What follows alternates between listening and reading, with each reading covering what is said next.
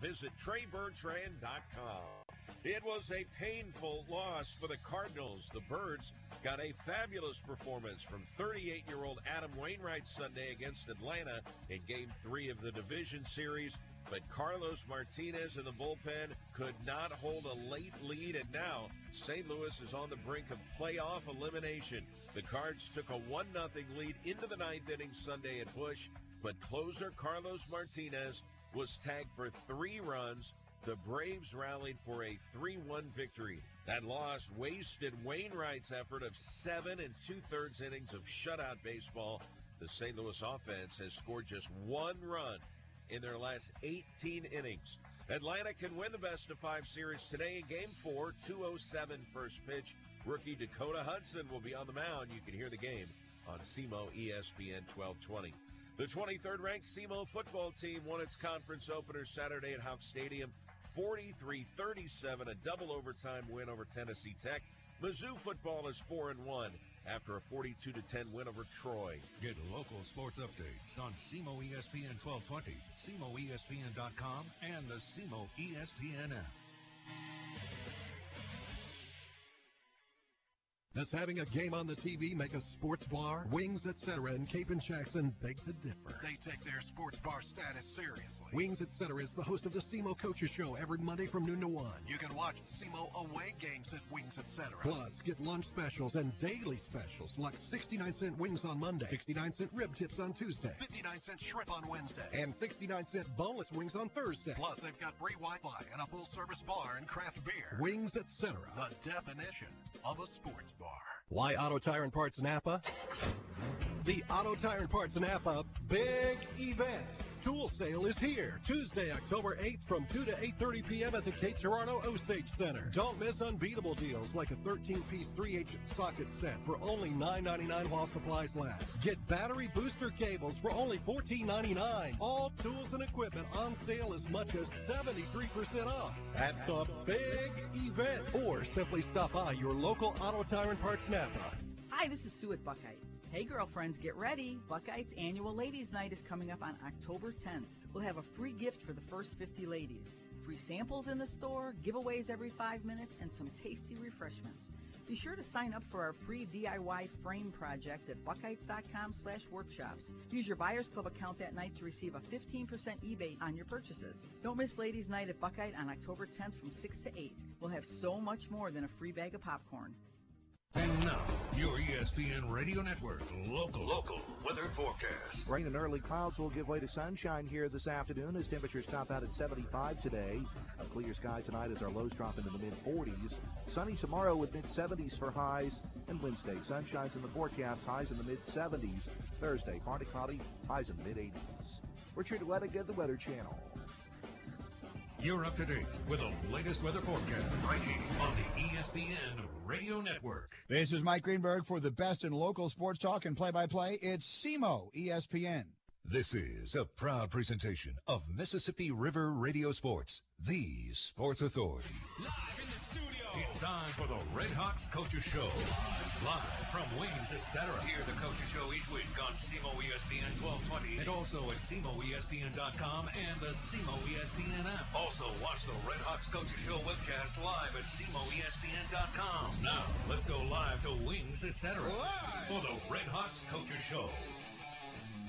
And we welcome you inside Wings, etc. We are at the Cape Girardeau location today. We'll be back here in Cape next Monday as well as the Red Hawk football team gets set to hit the road. A tough 2-game road trip coming up. They'll play at Austin Peay at 2 o'clock on Saturday, and then the following week playing at defending champion Jacksonville State. So the Red Hawks have their work cut out for them. They are coming off a thrilling double overtime victory at Houck Stadium on Saturday. The Red Hawks scoring 43 points and beating Tennessee Tech by a final count of 43-37. Coach Tuke is here, and the one thing that I took out of the football game from Saturday is Tennessee Tech is a lot better than they were last year. That is one improved football team. Yeah, it really is. I have a tremendous amount of respect for that coaching staff. I know several of them. And you saw it, though, all the film shows that. You just can't get last year out of your mind, right? But really, I mean, it's a completely different football team, and what a great job by those guys, and had them very well prepared.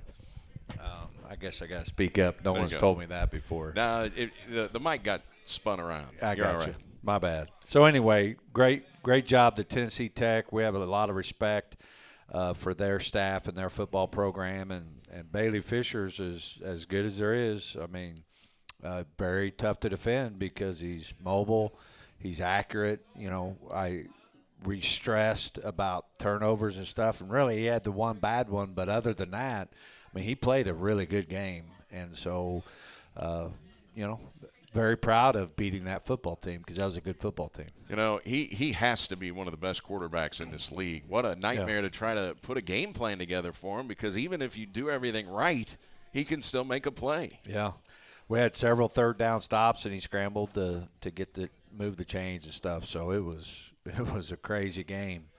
It really was. So you get your offense cranked up early, take the ball downfield after forcing a turnover. Yeah. You only needed to go 20 yards, and Mark Robinson got you into the end zone, but you scored first in the football game, and I know coaches really like it to get on the scoreboard first. Yeah, it was, but really I was a little it was kind of the theme of the day. I was disappointed still because we got 2 turnovers and only got 6 points out of it. We turned it back over. You get 2 red zone turnovers, you should get more than that. Yeah. You know, so that was disappointing stuff we talked about.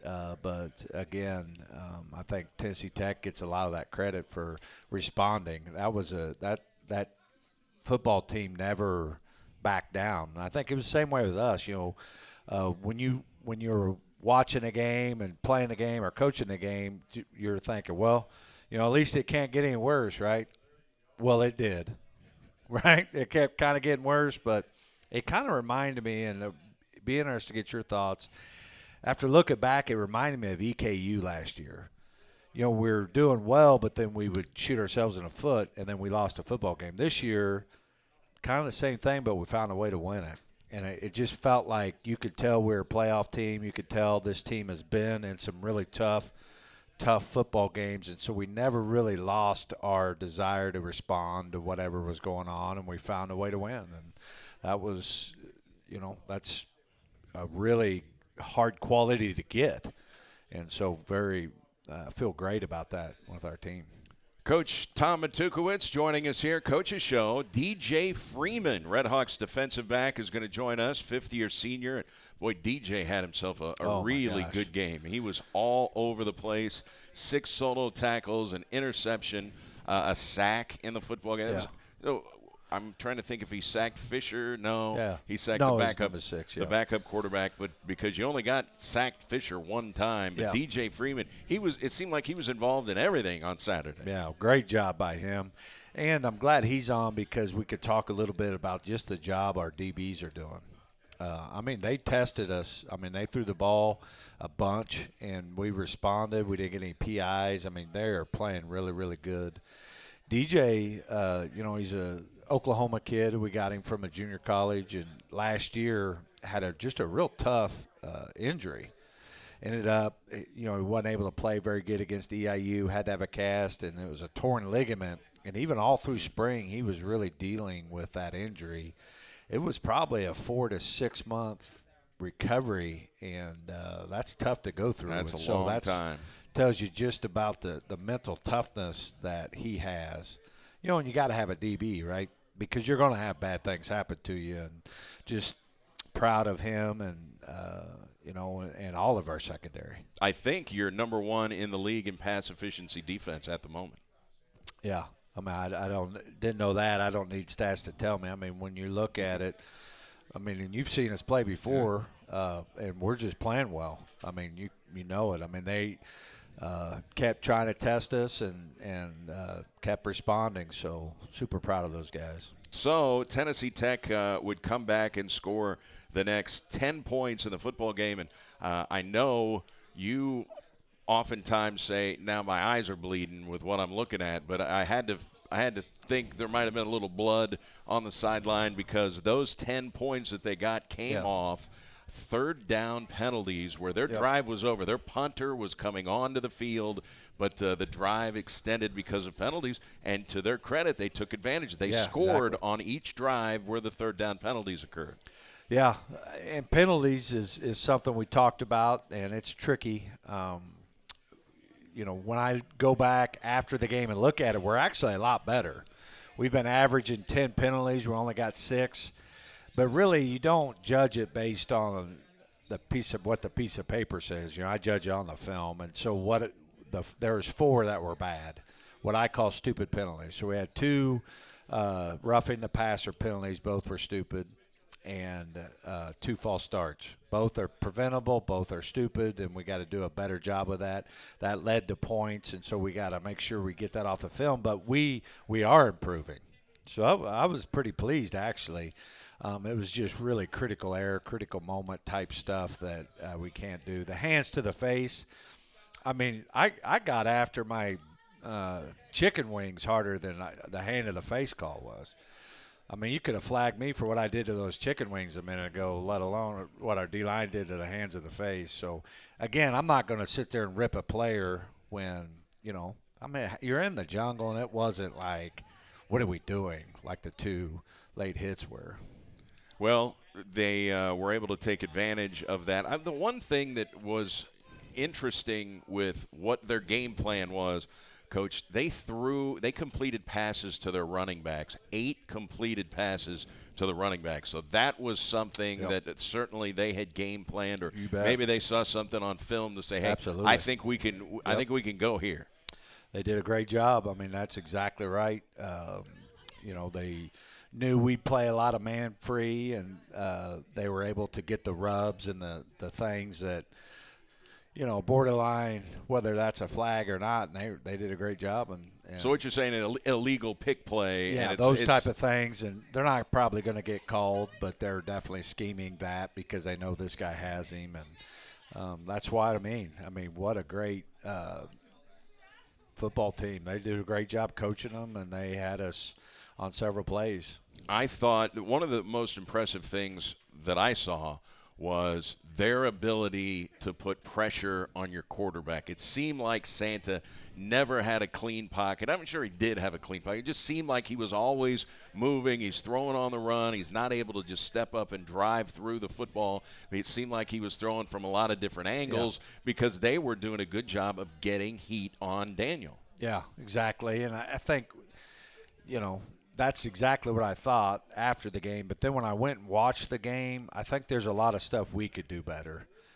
Certainly our O-line needs to continue to improve, but there was some clean stuff there. But I think we got to look at our drops, and I think what happens is, you give up one pressure and then you get flustered or you don't trust the pocket, some things like that. So that's really one of the main keys for this week is we got to get back to trying to win a game in the pocket. We're going to run the football just like we always do and all this stuff, but they're going to make us throw it, and we got to be able to do it from the pocket. And so that's O-line, obviously, but also that's Santa and the drops and just getting really good at navigating the pocket, which he's good at. So I think we just we got to emphasize it, and I think we'll be able to get noticeably better there in a hurry. Game tied at 20 at halftime. What were your thoughts going into the locker room? What was the message going into the locker room? Because you were all even at the midway point. Well, it was just, a couple schematic stuff that we needed to talk about. And offensively, it was one of those things where, really we stopped ourselves more than they stopped us. A couple drop balls, some things like that just killed drives. But they – kind of like what we thought. It was going to be a great football game versus a great football team, and these are the things we got to do to get better, and, pretty normal halftime routine. Was the way that they came out throwing the football, did that surprise you at all? Because, they didn't try to establish a running game at all. They just came out slinging it. No, we figured that, and I think we were better than them up front. Our D-line was a little better than their offensive line at running. And so I think they knew that. So they were going to put the ball in the quarterback's hands, because if it wasn't there, it wasn't going to be incomplete, he'd run.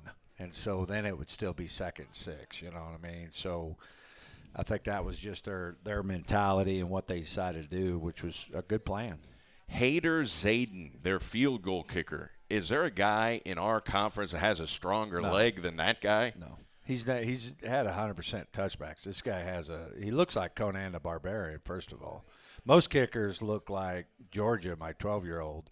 But this dude was yoked up, had muscles, and has a great leg.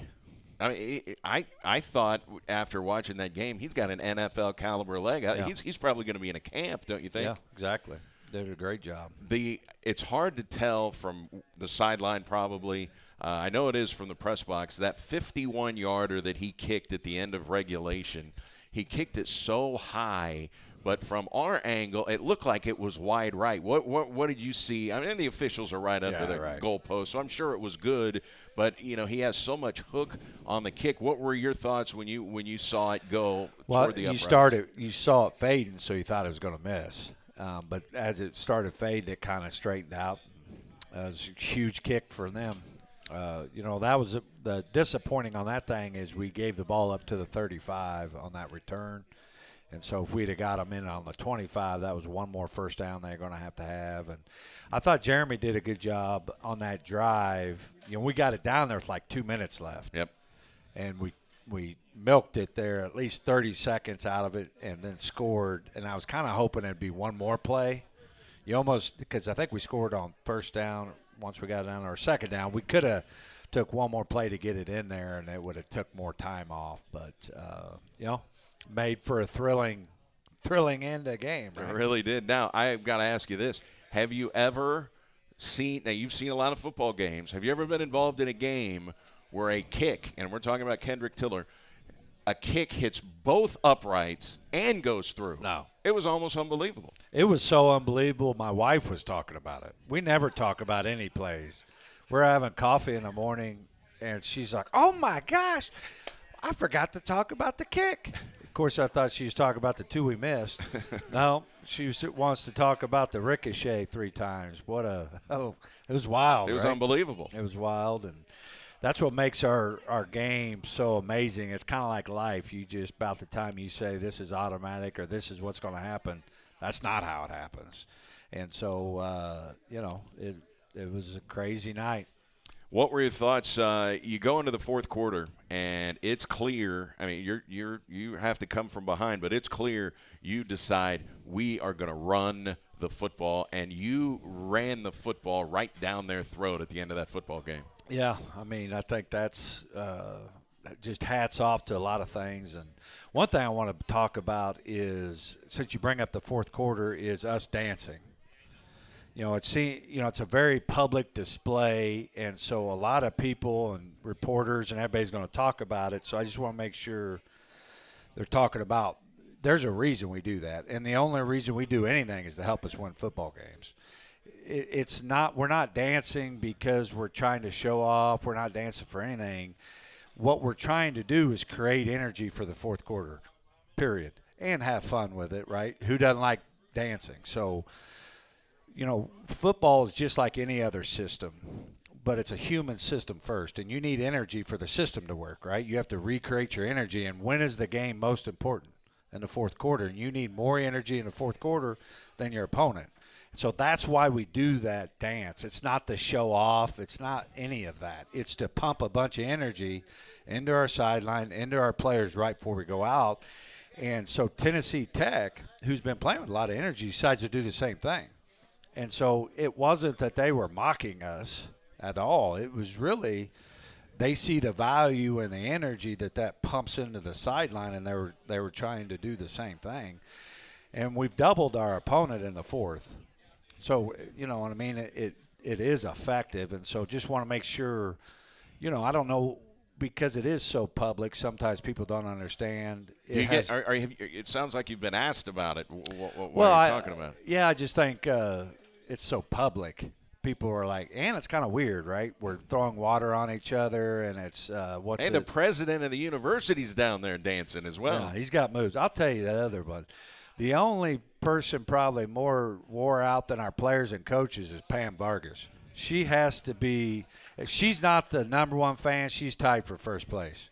Like, she was getting it on, and I love it that she loves the Red Hawks, and she's a big athletic supporter. But, man, what a crazy ending to a game. I mean, it was great. Now, you watch so much video. You've seen so much video of Tennessee Tech. Have they ever done that? Do they do that on their sideline, or have they – watched video and they knew you were going to be dancing? Yeah, they were going to do that, and I loved it, man. Yeah, I almost French kissed the head coach afterwards. Like, I love that guy. But I've listened to his talk, and he's always talking about, hey, we got to play with energy. We got to play with energy, because I believe in the same thing. And so I thought that was really strategic by them and really great. I thought it was awesome. The only thing I didn't like is between quarters for the ESPN Plus webcast. For people watching, they take 3-minute breaks between quarters. So the only thing I was thinking about while we were at commercial break was, man, I wish we weren't at commercial break. I wish the cameras could get this with both sides dancing, because up in the press box you can see everything, and it was phenomenal. I loved it. Yeah, exactly. I loved it. I think we need to talk about it, because I feel like even our own players, make sure you understand why we're doing it, and all those things. So, man, it was a crazy football game, but what a night. How about this running game that you've got? Now, you're number 2 in the OVC in rushing, and your 3 running backs. The guy that plays the least is the leading rusher, and that's Geno Hess. He's 6th in the league in rushing. Zion is 7th, and Mark Robinson is 8th. So you've got 3 guys in the top 8 in running. It really looks interchangeable back there. And one play Robinson will be in there. He's effective. Here comes Zion, who just had his first 100-yard rushing game. You really have some depth at that position. Yeah, it's awesome, and so far it's worked out. And all 3 could be leading the country. Yeah. If we'd have just said, all right, you're our guy, statistically they're going to be better than everybody else, but it's also because of our O-line, our commitment, and our, those type of things. So for them to humble themselves is really hats off to them. Coach Jackson has done a good job of making sure that the only thing that really matters is winning and doing your part to win, and just very humble. I'll tell you, hopefully bring it up or we'll just talk about it now, is Christian Wilkerson. He's now, no one has caught more balls than him ever here. And so that's what I told the team this morning. Like, I hope you guys take that as a team accomplishment. It's like renting the wheel. We go out with the number 1 wide receiver in the history since we've been playing football here. Like, he didn't throw it to himself. He didn't block for himself. Like, that stat is a team stat, and we should be really excited. I'm proud to be a head coach of a guy that broke that record. That's a real accomplishment. Of course, he's talented, and I'm not taking anything away from him because he's really good, but we should celebrate that as a team. Christian Wilkerson broke the all-time receiving yards record on Saturday night, so no one has more receiving yards in the history of Red Hawks football, and the guy whose record he broke was an All-American that played in the NFL for multiple years, and that's Willie Ponder. Yeah. And you had Willie on your coaching staff. Yeah, and I know Willie very well, and he should take a lot of pride the fact that Christian broke that record because Christian does it the right way, and all the things that Willie would want to see is there. And we talked to him after the game. Obviously, you break a record like that, we want to talk to you after the football game. And all he wanted to do was talk about team, a big win. I mean, it was not about him at all. And we could tell that. We've had him on the coaches show. You can tell what kind of a guy he is. But I appreciated the way that he wanted to deflect the attention from him. He said it's great and all that. But, he was more interested in the team getting the win. Yeah, exactly. I mean, and we got a bunch of him. We're getting ready to talk to DJ. He's the same way. I feel very blessed to be able to coach a bunch of these guys, because that's uncommon now. I mean, it's all about me in the world, and to be able to build that type of culture in this team, I mean, that says a lot about those guys. Hey, we know about Daniel Santa Catarina being banged up. It seemed like he was moving around and had to scramble a lot. He didn't look 100%. You can tell he's still a little nicked up, isn't he? Yeah, I mean, I think name a player it ain't. Yeah. That didn't cause any of the issues. All right, now when you talk about trying to hold this team down, now at the end of they end up scoring 37 points, but at the end of regulation, this is a team that ends up with 30 points. Let's see, 14, so 23 points they've got in the football game. They averaged 37. Now, they got to 37 because of 2 overtimes, but you did a good job holding them below their normal scoring output. I know they had a lot of yards. Defensively, I mean, the only play that really bothered me was the screen that broke. Other than that, I was very pleased. Got two takeaways, and then I mean, for the most part, we would have handled them, and the screen got loose on us. I didn't want to give up a big play. I wanted them to earn it. They were able to throw it to their backs, but they've torched everybody they played against. I mean, this is a really good offense. So very pleased with how our defense is playing right now. It just shows you how much and how valuable a good quarterback is, because they're not putting those kind of numbers up if they don't have a quarterback like Bailey Fisher. No, exactly. And so that's why – they're going to be tough to beat. They really are. Because he's going to get his. So you got to beat him a different way, just like we did.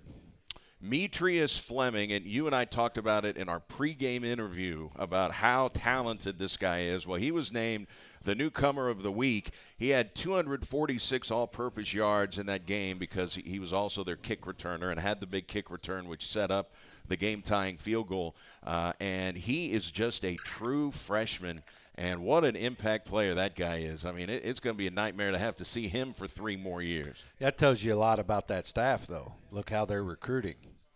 And so great job finding him.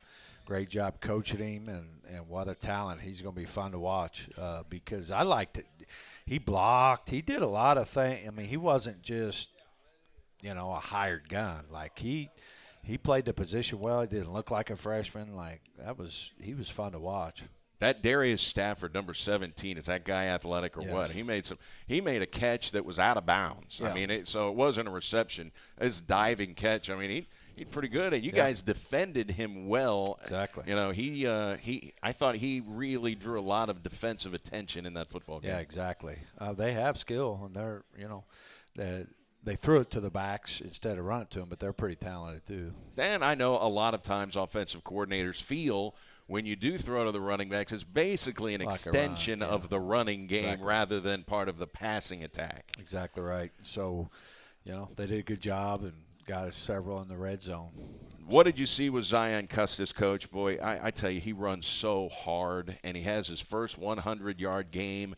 And I tell you what, he can just stop on a dime and make somebody miss and then accelerate, and it seems like he can be at full speed just like that. Yeah, I think all 3 backs just did a great job of breaking arm tackles. It would be, instead of 4, it was 8.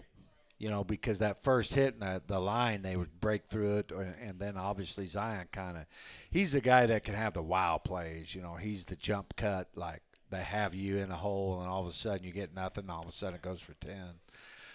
But I don't know. They just seem to be a little bit bigger.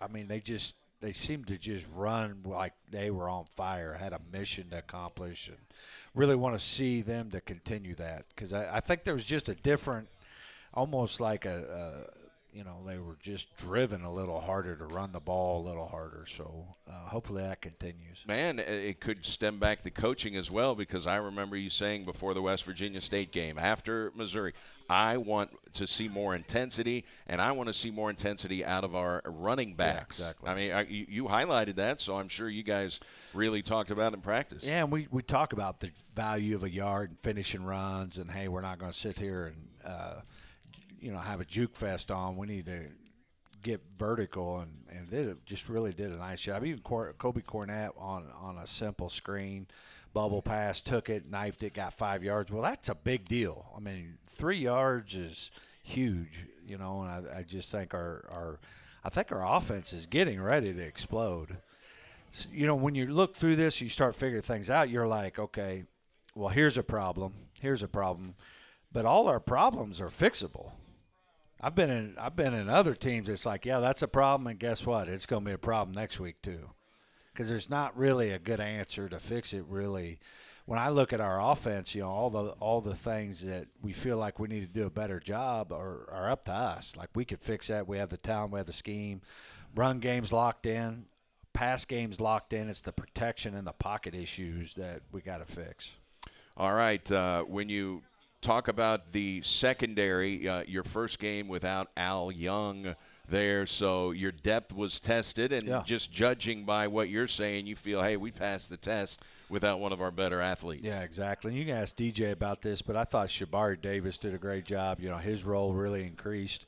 He's a super talented guy, great teammate. Really happy for him that his snaps went from probably 20 to 80 and crushed it. And so he's a great effort guy. The long pass that you thought, might right before the game ended, he broke up. I mean, just happy for him because he's worked really, really hard.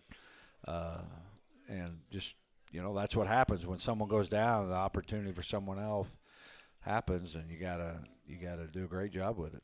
Obviously, the two big-name linebackers on your team, they're all conference guys. One's an All-American, Zach Hall and Justin Swift. But it was Derek Calhoun in this game, Coach. Led you in tackles with 12. Boy, what a great game he had. And at one point, he limped out of the game. We thought, I wonder if he's coming back. And all of a sudden, he's back in there and making tackles. Yeah. I think what's the most impressive stat is he had 28 snaps. And 12 tackles and a forced fumble. That's as big as anything he did tonight. And so what a great job by him. And he's a true sophomore. Like, he's still young and getting better. But good for him. Happy for him. Something else, I thought Ryan Ochoa was very active in that game. Yeah, he stepped up. You could tell, he's a veteran, and he probably had our best game on defensive line. So as you get ready for Austin Peay, we'll talk more about Austin Peay, but right now they are holding opponents to 66 yards rushing. That's not just best in the league. That is miles best in the league. I mean, you're the number 2 rush offense in the league. They're the number 1 rush defense. Something's got to give on Saturday. Well, they're the number 1 rush defense in the United States of America. Yeah. They're number 1 team. Like, they are really good at it. And so it'll be fun. Something's got to give, right? So we'll find out if we're able to do it or not. All right. DJ Freeman is here. We're going to talk with him in just a few moments. Talk about recruiting him, because I know he was at Wyoming for a couple of years, and then Northeastern Oklahoma A&M, and then now at Southeast Missouri. He's a fifth-year senior. Tell us about how he got on your radar and how you got him to Cape Girardeau. Well, he's from Oklahoma. He was a great player in high school, signed in Wyoming. Didn't work out there, transferred back to the junior college there in Oklahoma. We went and saw him at practice and liked him, and Coach Smith, our DB coach, went and watched him in a bowl game and came back and said, hey, he's the guy. And people missed out on him. It's just the story of life. People said, well, he's too small, and they didn't look at the output that he was putting out. And so we offered him, and he chose to come here. Had a great season last year. I hate that he had the injury he had last year, but tells you a lot about him and just how mentally tough he is. And he's just a great kid. He works for a guy, Mark Harris is here. Worked for him in the summer. He's going to be very successful. He's a father, a good father, and a really great teammate. Plus, he's like our best tackler. Like, you look at him, you're like, hey, go ahead and order a couple more wings there, buddy. But he'll throw it in there. He's one of our strongest kid, pound for pound. Even though, he's not the biggest. We're going to talk with DJ Freeman coming up. We want to remind you that lunch specials here at Wings Etc. start at just $7.99. They're daily half-pound lunch specials. And if you are in the mood for their award-winning jumbo wings on Mondays, they are just 79 cents for the award-winning wings. If you're not in the mood for wings, their menu includes freshly made burgers, and they've got a lot of assortment of burgers, wraps, subs, quesadillas, entree salads, smoked ribs, and much more. And don't forget their ultimate nachos, part of their appetizer lineup here at Wings Etc. We'll take a timeout. When we come back, we'll hear from DJ Freeman, who had a monster game against Tennessee Tech on Saturday. Appreciate you joining us. It's the Red Hawks Coaches Show. We're at Wings Etc. on SEMO ESPN. Bar, Wings, etc. in Cape and Jackson beg to differ. They take their sports bar.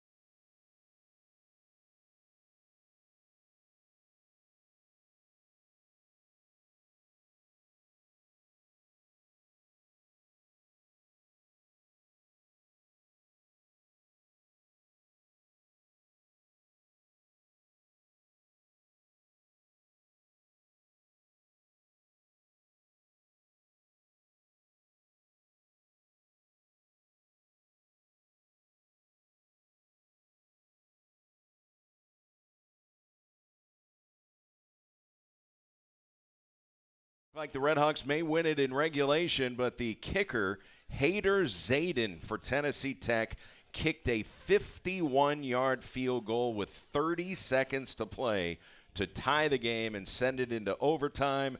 Each team scored once in overtime, and then the Red Hawks scored in the second overtime, and they held Tennessee Tech on a fourth down play toward the end zone, and that was the ball game, 43-37. One of the guys who had a big-time performance was DJ Freeman, and he joins us now on the Red Hawks Coaches Show. How did that feel Saturday night? Because it obviously was a thrilling, nail-biting type game, but, man, the crowd was into it. Oh, Saturday night felt great. You know, it was our first game opening up into conference. You know, it was a tough one. And when we came out with the win, we played – I feel like we played amazing on both sides of the ball. Some things we could have done better, but it's the first game of the OVC, and now we're just seeing how we got to play for the rest of the year. What I think is interesting, trying to maybe for some of the players that were on the team last year that just crushed Tennessee Tech, crushed them. You guys scored 70 points. How much, when you hear the coaches say, listen, man, this is not the same team that you played last year, does it take a little while to register because you think, I don't know, man, that team wasn't very good last year. They don't even look like the same team. Yeah, I mean, this game, we got to respect every opponent we play, no matter who it is. So we went into this game, we didn't take them lightly because we knew what they were capable of. What was they like 4-1? 4-1. 4-1 coming into the game. So we knew what they were capable of. So we went out there, we gave it our best shot at them, and we're just happy to come out with the win. Is that the toughest type of quarterback to defend? The guy you saw Saturday, Bailey Fisher, a guy that it seems like the play's never over. He's able to move around and scramble. If he needs to run for a first down, he will. He's pretty accurate throwing the football. Is that the toughest type of quarterback to play defense against? Yeah, that's the toughest part, especially for us DBs on the back end. I mean, we just have to stay in coverage a little bit longer, make sure we keep our eyes right, keep our eyes on our man, just because he's going to be back there scrambling for at least 12 to 14 seconds. So that's just extra seconds that we got to keep it locked on to our man and stay focused. You had a sack on Saturday. How excited do you get when you hear the call that, hey, go get the quarterback? I get very excited because I don't get the call that many times. So I probably get like 3 times a game. So every time I get it, I got to make sure I give it my best at it. You know, it's not too often that you hear a corner going back there getting a sack. So you go through a physical, and it's a physical football game, and that I know you guys pride yourself on physicality. I mean, it's not a finesse type team. I mean, Coach Took wants physical football. After a game like that, how many days recovery, how many days are you still sore and thinking, man, you know, boy, I really would like to feel a little better here. My muscles are kind of barking at me. I give it about 2 days. You know, we have a great training staff, weight room staff. Just like today, we just got done doing recovery time. We just focusing on getting our muscles back, getting our legs back under us. You know, and loosening up the tight muscles that we have. So, you know, a couple ice baths, a couple stretches here and there, and then just after 2 days, we're back ready for the next game. What's it like waking up Sunday morning after a game like that?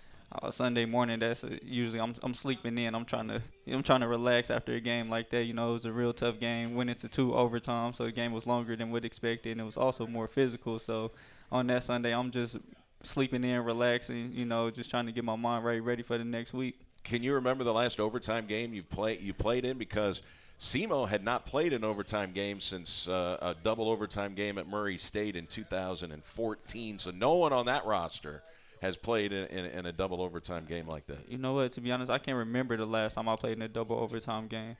It was probably matter of fact, I played against Santa. Our quarterback at the University of Wyoming. I think we went to like 4 OTs. The game didn't end till like 2:00 in the morning. So that was my my redshirt freshman year in college. Wow. So against Northern Illinois? Yeah, against Northern Illinois. We went to I want to say about 4 or 5 OTs. Game didn't, and we had a rain delay, so the game didn't end about 2:30 in the morning. Wow, that's got to be the latest you've ever played. The latest I ever played a football game. What was it like going to Wyoming? I have not been to Wyoming. I've been to Montana. I've been to some of those states out there, but not Wyoming. And they kind of made a name for themselves earlier this year by beating the University of Missouri. Oh yeah. Out in Wyoming, it's a lot of mountains and cold weather. That's pretty much what I can say about that.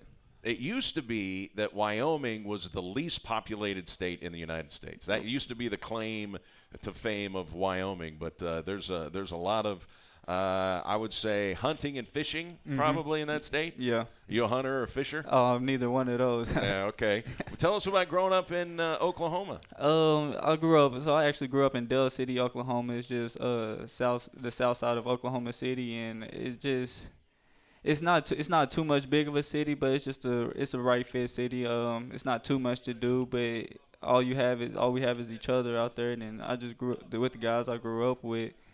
I just say it was wonderful. Was it always football? Were you involved in basketball or track? Or I know you ran track in high school.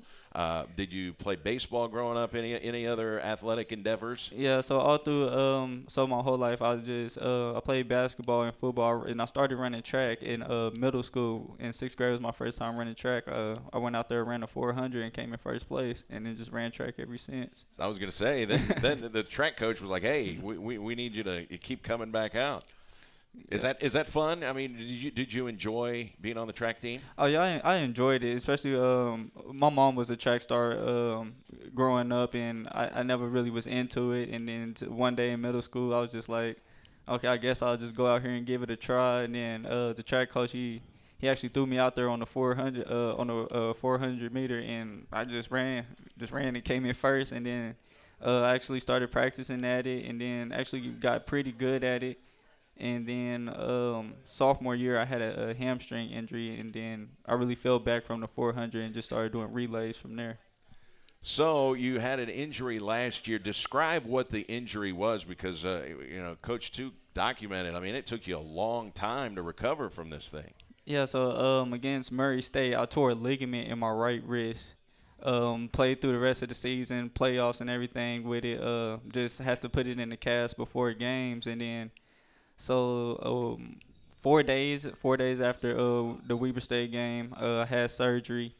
I was in the cast, and I couldn't move my wrist until February when I had got my pins removed out of my wrist, and I still couldn't move my wrist for like 3 more weeks. And then I just had to go through the process of everything, learning how to move my wrist, move my hand, try to get my fingers back right. And it was a long and real stressful progress, but I got through it. Well, I would think, because I've talked to a lot of guys that have had procedures at different parts of their body, surgeries, whatever.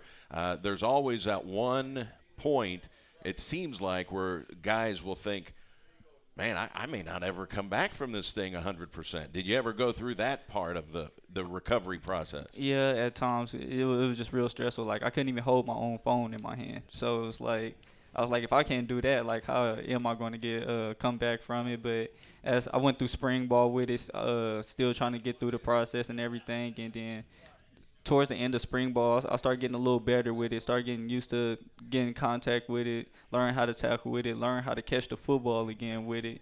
And then through the summer, I kept working at it, and then right before the season, I'm 100%, like, I'm ready. Like, it doesn't bother me anymore. So that was my main focus and goal. It was to make sure I was 100% before the season started. Sometimes when guys have procedures or injuries and they're coming back with rehab and other things, they might talk to someone else, another athlete that had the exact same injury, and you guys can kind of talk about, what it's like to go through rehab, and somebody that maybe has already been through it and can tell you, hey, you're going to get back. It just takes a little while. Have you ever met anybody that had the same type of injury? No, I couldn't meet anybody who had the same type of injury me. Most guys that I knew had leg injuries. Nobody really dealt with too much of the hand and wrist injury, but if you ask me, the hand and wrist injury is better than a leg. I'd rather have a hand and wrist injury than a leg injury anyway. So, but I also talked to those guys. They just said you just got to keep working at it every day and make sure I keep taking my physical therapy 100%, because that's the only way I'm going to get back better.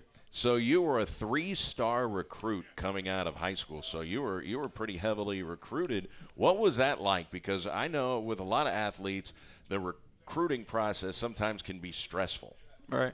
Well, growing up, I really didn't know too much about the recruiting process until I got my first offer, which was back in high school by Arkansas State towards in my junior year, and I was just like, so they offered me, okay, like, that means it's just always there forever. It took me a while to process how everything was going to work, start taking visits, and then I never knew anything about a college visit until I went to the University of Wyoming official visit. And then I just liked what I seen out there, and I just committed and signed to the University of Wyoming. Okay, now Northeastern Oklahoma A&M. I'm trying to remember which one did Dennis Rodman. Was that the one? Because there's like a Northeast, there's a Southeast Oklahoma A&M. Was that the school that Dennis Rodman went to? I'm not. No, he didn't. No, he didn't go to Northeastern Oklahoma. Okay, it must have been like it was something Eastern Oklahoma A&M, one of the schools that he went to. What was junior college like? Because you play Division I football, FBS football, then you play junior college football. There has to be a big transition there. It was a huge transition, and then it's a different type of grind in junior college. It's also a different type of brotherhood, because everybody is grinding to make it to the next level. Because everybody in junior college either got it's their second opportunity. They either got overlooked in high school, or they're bounced back from another college or university trying to make it back out. So it's a different type of grind, and I always got love for Northeastern Oklahoma. And, those are still my brothers and everything. And also, like, I grew up with most of those guys also, so I was kind of familiar with them. We either went to the same school or in the same school district, or we played against each other in high school. So, and we all had one goal. We was all about winning and getting each other better, just so we can all make it to the next level and celebrate with each other. Red Hawks senior defensive back DJ Freeman is our guest here at the Red Hawks Coaches Show. So how about the recruiting process when you came to Southeast? Tell us how that went. So I didn't my whole junior college season. I didn't have no offers from anyone except for Indiana State and Southeast Missouri. And then my ODB coach from University of Wyoming is the head coach up at Indiana State, Kirk Mallory. So that was really like, okay, so I guess this is where I'm going right after junior college. I didn't have any other offers until our bowl game, and Coach Smith pulled up, watched me play, talked to me after game, and sent me a offer from Southeast Missouri. I took visits to both Indiana State and here to Southeast Missouri, and I was like, this is where I wanted to be at. And I just feel like I can do a lot of great things here, and I love the culture and everything that Coach Took was talking about. I believed in, so I bought in and signed here. Well, you're one of the guys that helped turn this program into a nationally ranked program and a team that won a playoff game. How fun was that in the Stony Brook game last year, playing in the playoffs and to get to do it at home? Oh, it was a great experience, especially my first playoff game. So, and then at halftime we was down 14-0, and then we just come out and come back from that and win the game. The crowd was into it, and that's what really helped us get through that game and to celebrate our first playoff win. Yeah, it was pretty exciting. So the entire team got playoff rings, and it was really cool. The box that the ring comes in. How often do you break the ring out? I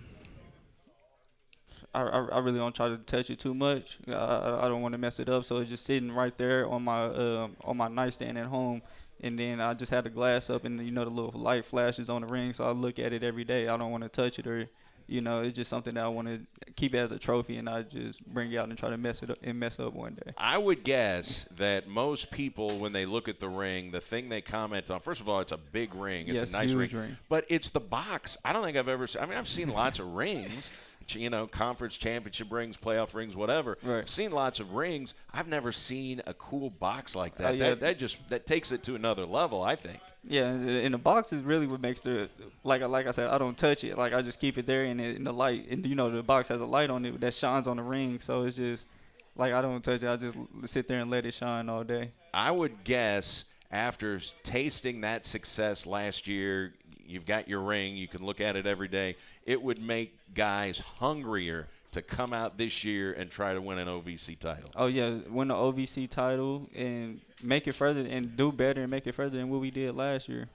All right, Austin Peay. This is going to be this will be a tough 2-game road swing. I know you're not thinking about Jacksonville yet. That's in 2 weeks. But Austin Peay, a team that just thumped Jacksonville State. They had them down 45-7 in that football game. So that this is going to be a hard game on Saturday in Clarksville, and they've got a bye week, so they've got an extra week to prepare for this one.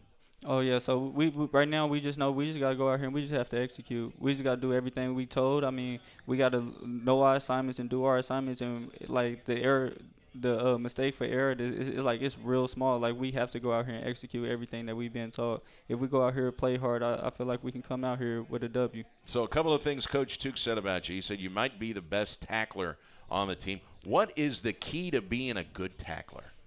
Really, just trusting your angle, going through, clamping violently, and getting the guy down. Sounds simple enough. And he said, pound for pound, you may be the strongest guy in that weight room. How when you look around, who are some of the stronger guys on the team? Oh, some of the stronger guys on the team.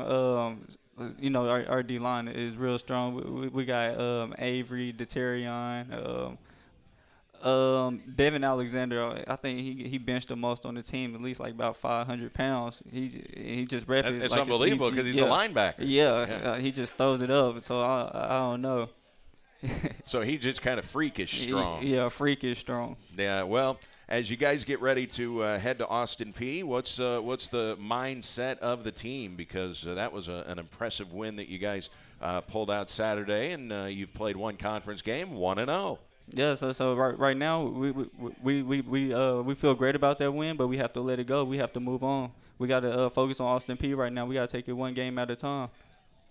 was on the menu. What'd you get for lunch? Oh, I got barbecue wings. Barbecue wings. Barbecue All right. wings. All right. Let us know how they are. I feel like this is going to be great. All right. DJ, thanks so much for your time. Thanks for having me. And we'll see you Saturday in Clarksville. All right, see you. DJ Freeman, Red Hawks senior defensive back. Appreciate his time. He's got his wings to go, so he's got places to be. We'll wrap it up with Coach Tuke when we come back. Why is Austin Peay so good, and how did they beat up Jacksonville State? We'll talk about it with Coach Tuke when we come back. It's the Red Hawks Coaches Show from Wings, etc. The TV make a sports blog.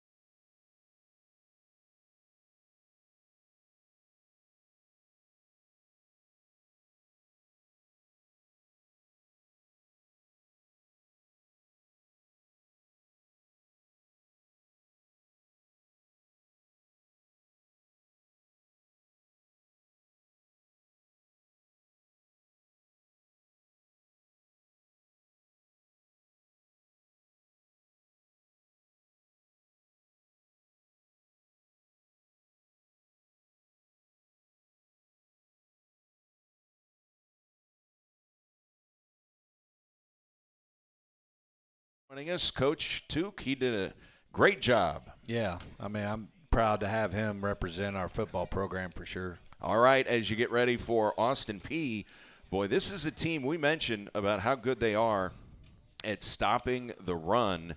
They are also really good offensively, Coach, in the red zone. They have the #1 red zone offense in the league. You have the #2 red zone offense in the conference. Yeah, I mean, I think that goes back because you're able to run it.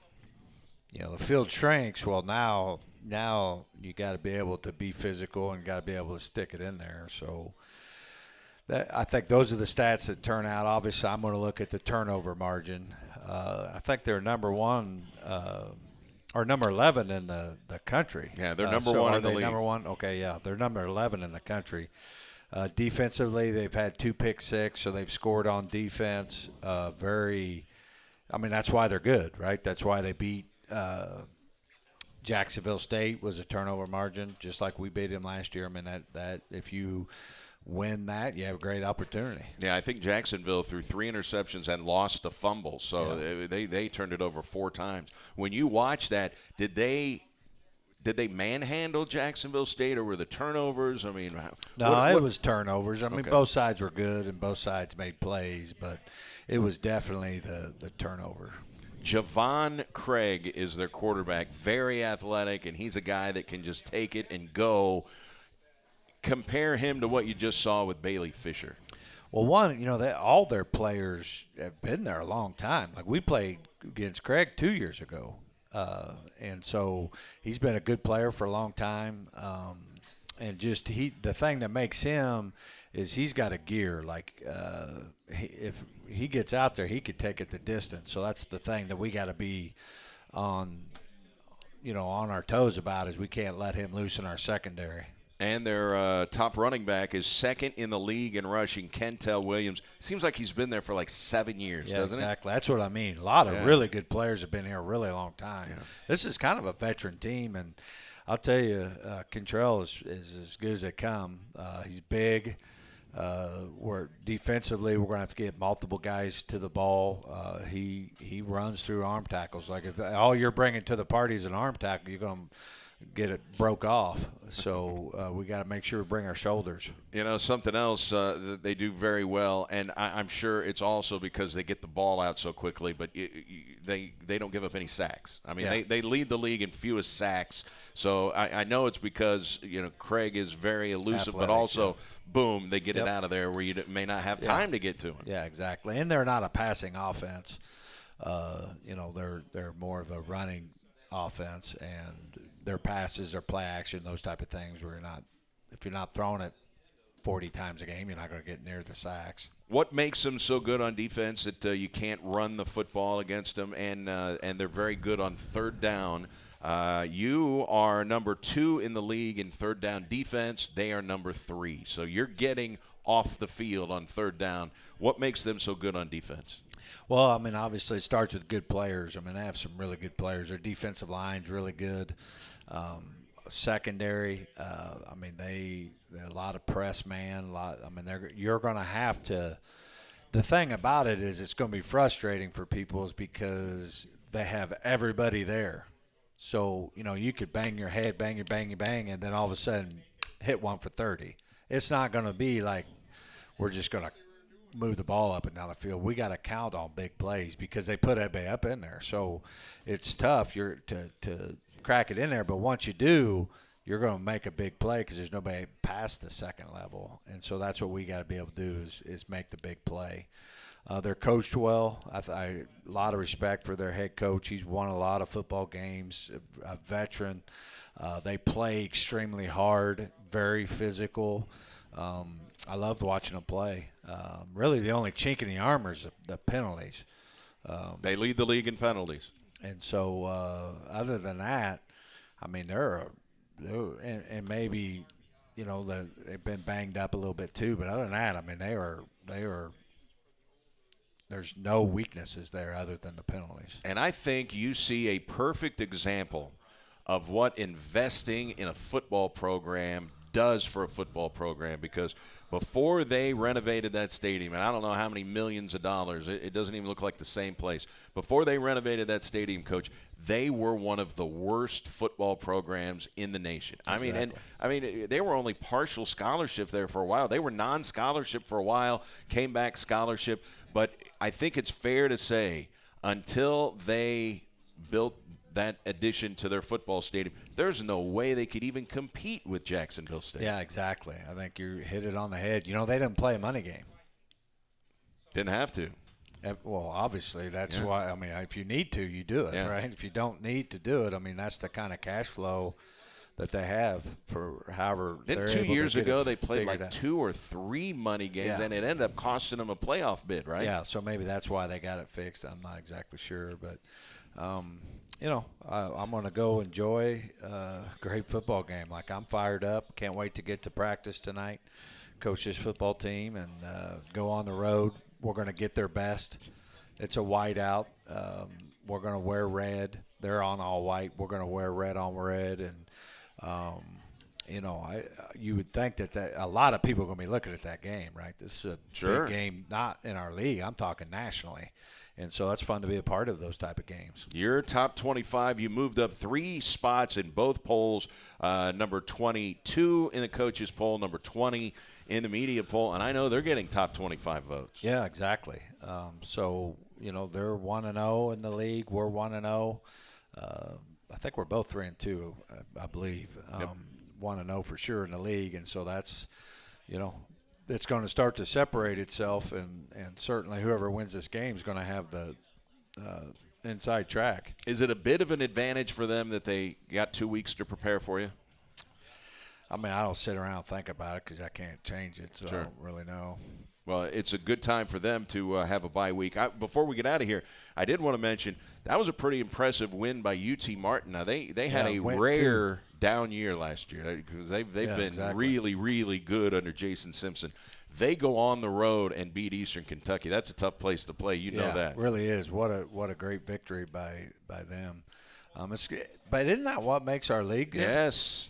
Like, you know, like SEC, it's Alabama. Big 12, it's OU. Like, anybody could beat anybody. That's what makes it so fun. Like, that's what the value of playing the OVC does. So I think the OVC is really up this year, don't you think? It certainly seems like it. Jacksonville, Austin PU, and Tech. I mean, they went from one of the worst teams in the country to a really good, the highest scoring offense. No, I know. So it's gonna be wild. All right. Anything you do differently now as you're preparing, as you just played a home game? Anything you do differently knowing you're going on the road? No, no, not at all. I mean, the things that win at home will win on the road, and so we just got to make sure we still keep it about us. You know, sometimes you get big opponents, you start making a big deal about them and what they are about, what they're doing well. We need to make sure we're still trying to get better at the things that we could get better at. And so that's just it's the managing the ship. You know, my job's to point the ship. Everybody else has got to supply the energy, but I got to make sure we're focused on the thing we need to be focused on. The goal of our football program has got to come from my office, and so I just got to do a good job making sure I get everybody pointed in the right direction. Gonna be fun. 2:00 kickoff in Clarksville. Redhawks and Austin Peay. We'll see you Saturday, Coach. Thanks Sounds for your great. time. Go Redhawks. All right, that's Coach Duke. Thanks to DJ Freeman. He joined us earlier. We will get you into Stephen A. Smith's show coming up, and in 25 minutes we will send you to St. Louis Cardinals playoff baseball. Pregame show starts at 1:30 here on SEMO ESPN 1220. So for a final time from Wings, so long, everybody. Enjoy the rest of your Monday.